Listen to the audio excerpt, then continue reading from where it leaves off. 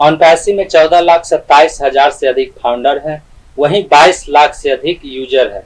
और कुल मिलाकर ओनपैसी में फाउंडर्स और यूजर की संख्या 36 लाख से अधिक है। वहीं 36 लाख से अधिक फाउंडर्स और यूजर इकोसिस्टम में अपना ईमेल आईडी और पासवर्ड डाल करके लॉगिन कर सकते हैं। इकोसिस्टम के लॉगिन पेज पर फाउंडर्स और यूजर द्वारा जब अपना ईमेल आईडी और पासवर्ड डाल करके लॉगिन किया जाता है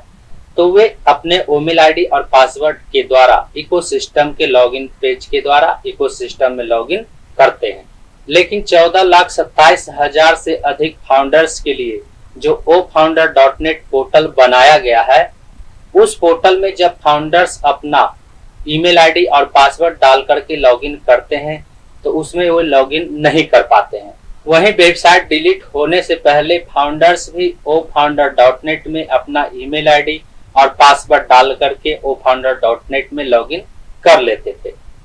लेकिन वेबसाइट डिलीट होने के बाद फाउंडर्स अपना ईमेल आईडी और पासवर्ड ofounder.net के लॉगिन पेज पर फिल करने के बाद वे उसमें लॉगिन नहीं कर पाते हैं। तो अब यहाँ पर सबसे बड़ा सवाल यह उत्पन्न हो रहा है कि वेबसाइट डिलीट होने के बाद ofounder.net में ऐसा क्या हुआ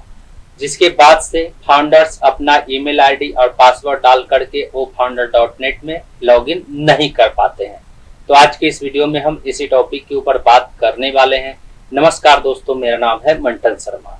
तो इसके बारे में सबसे पहले मैं आपको यह बताना चाहूंगा कि ओनपैसी में जब वेबसाइट को डिलीट किया गया था तो ओनपैसी के तीनों वेबसाइट के डेटा को डिलीट किया गया था,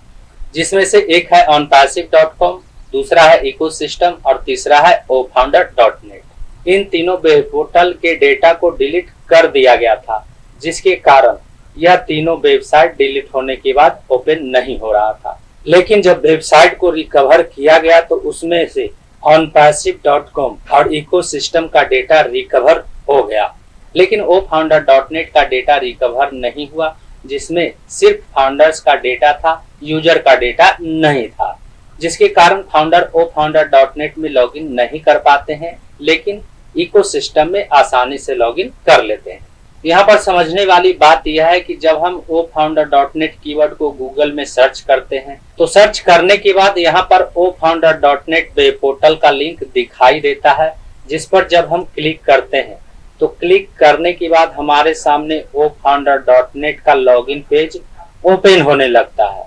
और इसका इंटरफेस कुछ इस तरह से दिखाई देता है, जिसमें से यहाँ पर ईमेल आईडी और यहाँ पर पासवर्ड डाल करके लॉगिन बटन पर क्लिक करने के बाद वेबसाइट डिलीट होने से पहले फाउंडर्स इसमें आसानी से लॉगिन कर लेते थे। वहीं फाउंडर द्वारा इकोसिस्टम में लॉगिन करने के बाद इकोसिस्टम के डैशबोर्ड में ofounder का आइकॉन दिखाई देता है